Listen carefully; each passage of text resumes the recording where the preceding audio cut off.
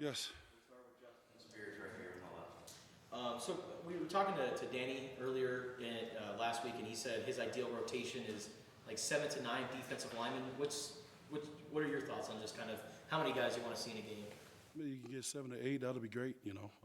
Just the nature of the speed of the game and the tempo stuff. You don't want to drop off in the quality of the play that's been taking place. So, 7 to 8 be the ideal one. So, but we're gonna get the best 11 guys on the field regardless. And then just what are your thoughts on just the group that you inherited? What have you seen just through the first week and a half of practice?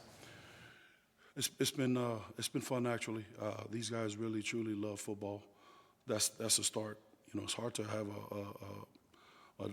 a fresh start without having the energy, the motivation, the glimmer in their eyes, and so it's really refreshing to see those guys. We obviously got a couple guys off the portal, and the room right now is they're just anxious to continue to get on the field and get in the film room to improve. So that's for a coach, that's always a blessing, And so today we got some live action, and so we're going to look at the film pretty close and assess it from there. But I think the biggest thing is our identity is going to be forged, most of it from the guys in that room, and physicality, effort, and finish is going to be a critical piece of that, and it's got to be a noticeable change in our film when we look at it to see if we're going 100 miles an hour 100% of the time.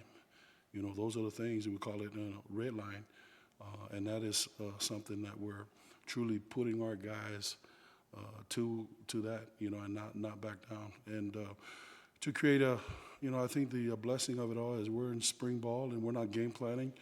It's all about creating opportunities, and we don't have a depth chart. We have an organizational chart, and those guys all have equal opportunities to make a name for themselves and really campaign for themselves on film. And so we're trying to work those constantly, trying to create matchups so that to elevate the competition. But the young men in that room, I can't speak enough about them showing up to this point with just the joy and the excitement to be coached, and that's the thing.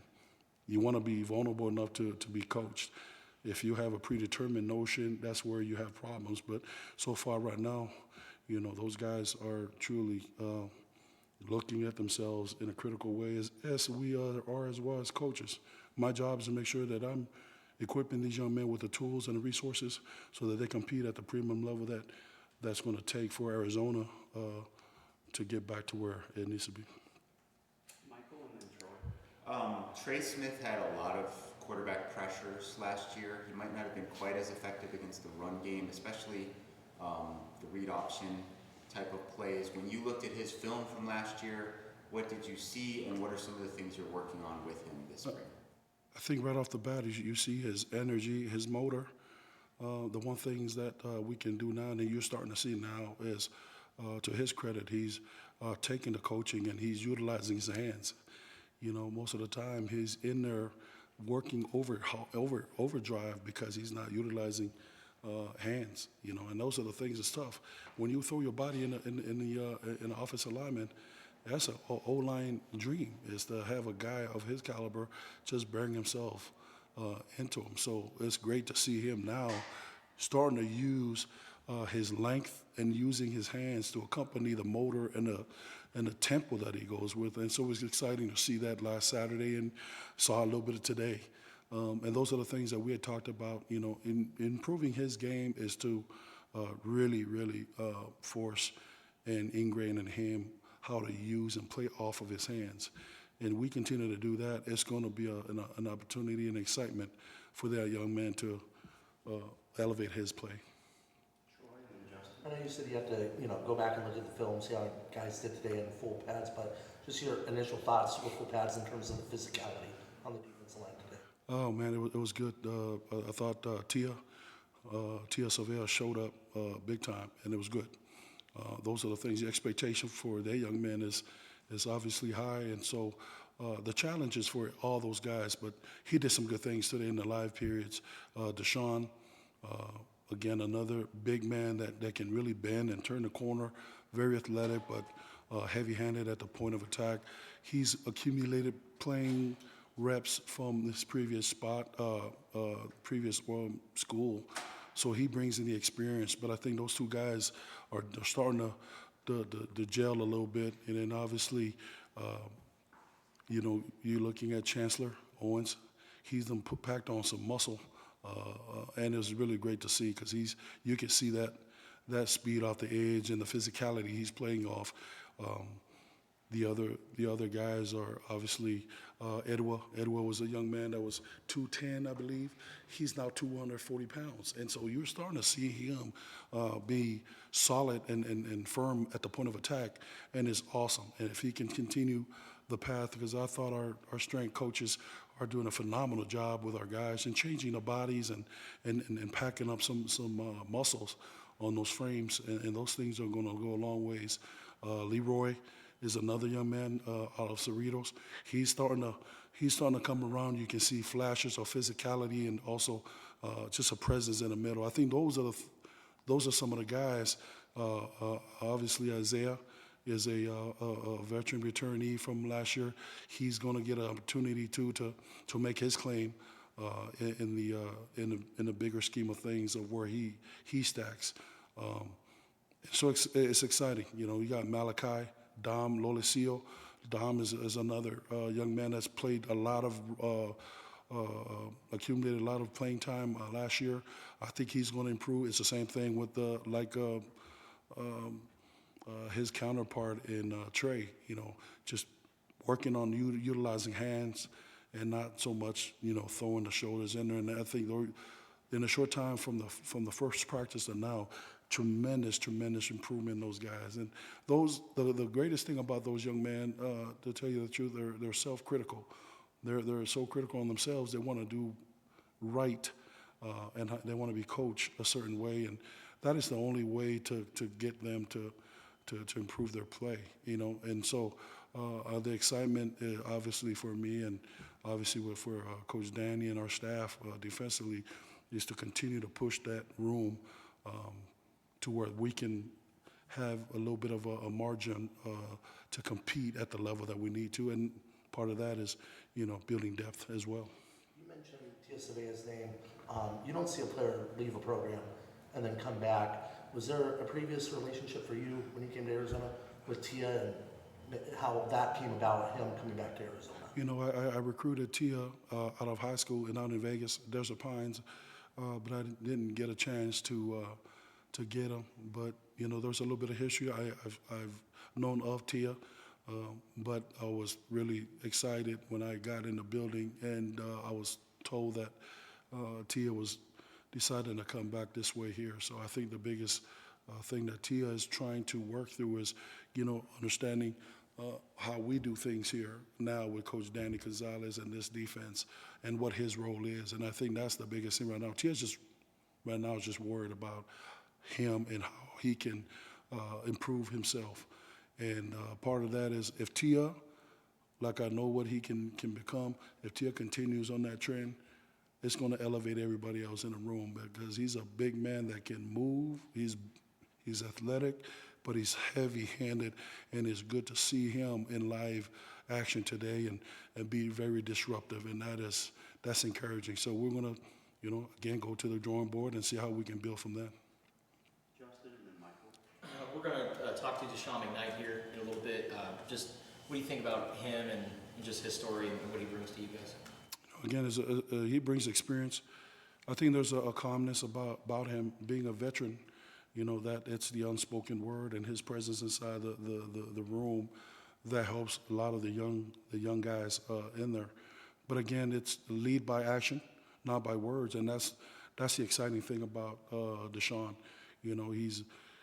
He flashed last Saturday, and it was like, oh my gosh, I think we're going to have a good opportunity for that young man to contribute to our front line and obviously on the defense. But I think just his presence as an older player, He speaks with a lot of high regard from the younger players, and part of that is because he's been there. Now it's his opportunity to to compete and see if he can be a part of the rotation here to elevate this room. Michael?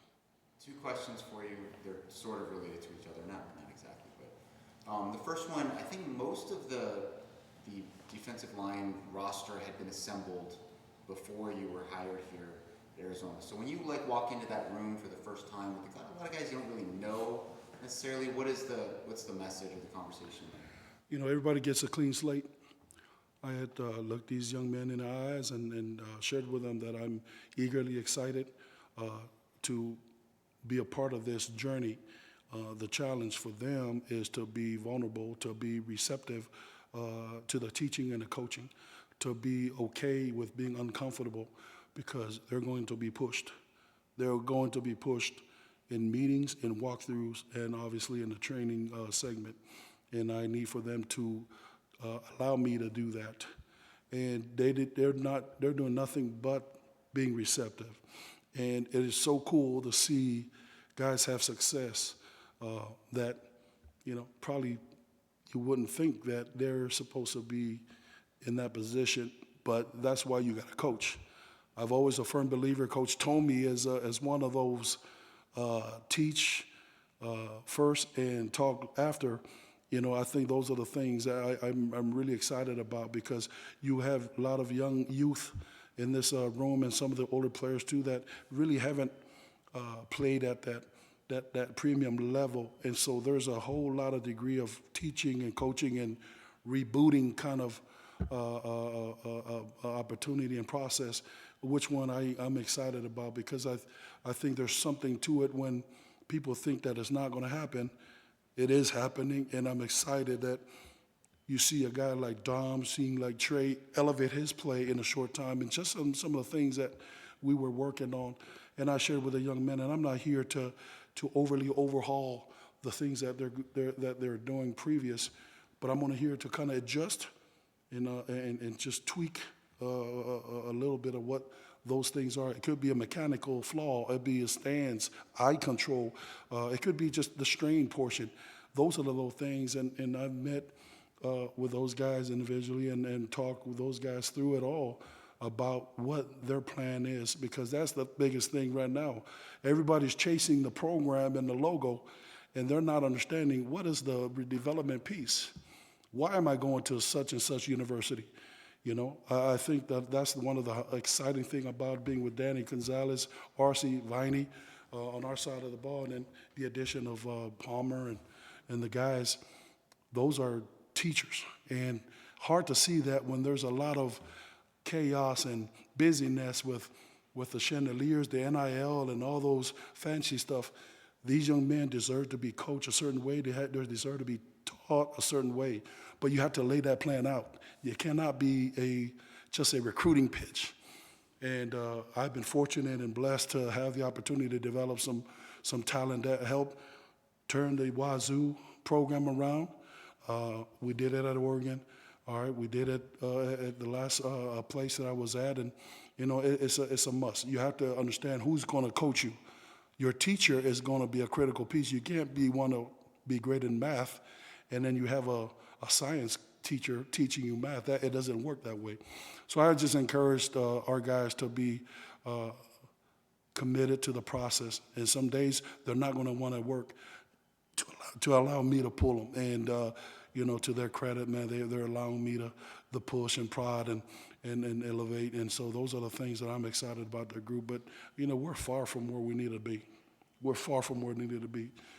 But I also have a chip on my shoulder because I've heard a lot of noise about it can't be done.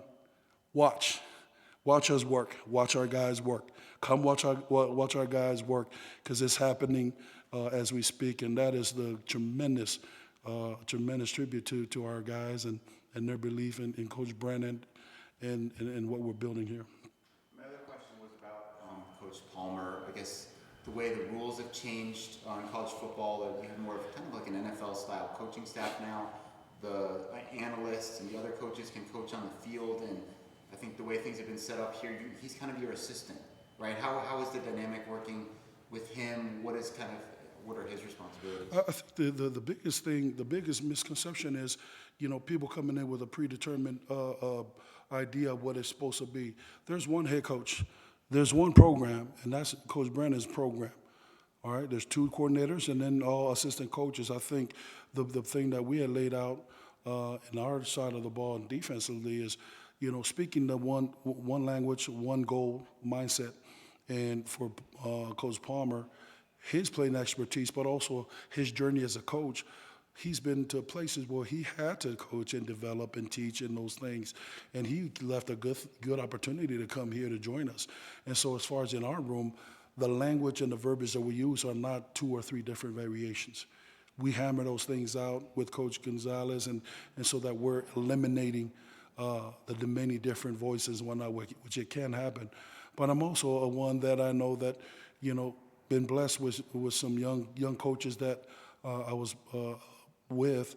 My goal is to make sure that I elevate Ronnie's opportunity so he can run his own room. That's part of this whole journey as well. He didn't leave. I didn't bring him over to here to U of A to just to be an assistant. He's another resource with experience, with playing experience and coaching experience at different levels prior to coming here. So our goal is to work together so that I can help him, get himself in a situation where he can get opportunities and have his own room. That's the goal. And if it turns out to be my room, I'm up for that. I ain't got no. I'm not worried about nobody to be elevated. So long as it's about the kids, the young men that we get to coach, because that's what that's where it comes down to. A lot of grown adults forget that these are young men that are starving for mentoring opportunity. They're starving for teachers. They're starving for the right type of guidance, and that's where our focus is. And it's a tremendous opportunity to see Coach Brennan finally get his chance to put his imprint and lay out his plan for where this program needs to be. And I'm just really honored to be a part of this with Desiree and Coach Brennan allowing me this opportunity to be here. Lastly, Justin. So you got the coaches clinic this week. Antonio Pierce is back in town. Do you have any connection with him? And then what do you think about just former Wildcat coming back? Obviously, AP has done tremendous things in his playing career. He obviously came after I had left, but we reconnected at Washington when it was the Redskins. And he's a coach, he's a player, he's everything. He was a team captain, and so exciting to see that he was going to be here this weekend. Obviously, AP has worked himself up to build a career for himself, but I think the biggest thing right now for the alumni base, there's a good involvement there, and I thought Brandon Sanders, Coach Huntley, and Chuck Cecil being here, it's really been a positive thing to encourage the alumni base to be involved. And I'm a firm believer that it takes a village to raise a child.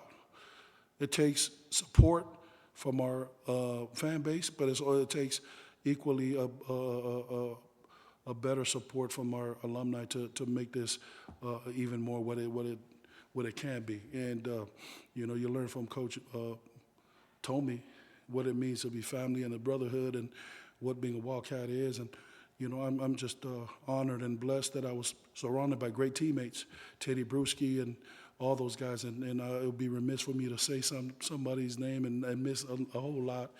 But I was a byproduct of that staff that Coach Tomey had here and some of the great teammates that I had that gave me the opportunity to blossom. And that's what we're trying to create in this locker room, trying to build leaders in this locker room so that they can elevate each other and build a legacy and transform them for their journey. And so being back here in Tucson, my family and I, we're so fired up. So fired up. I'm glad that we're not playing tomorrow because every day we get up here, it's a game day for me. Just having journey around the country and pouring into other programs, it is very surreal to be able to pour back into the place that gave me my opportunity when I was labeled as the tweener or the not so athletic kid. And so if you want to be coached, if you want to be developed, if you want to be pushed, and also be transformed off the field, for life after ball. Arizona, University of Arizona is a place to come to because you're going to get your opportunity. And the beauty of that, you have to work, and you will work, and you're going to earn everything that you get. So, yeah. All right, that's our time. Thank you. All right, guys. Appreciate you guys. You guys have a great weekend.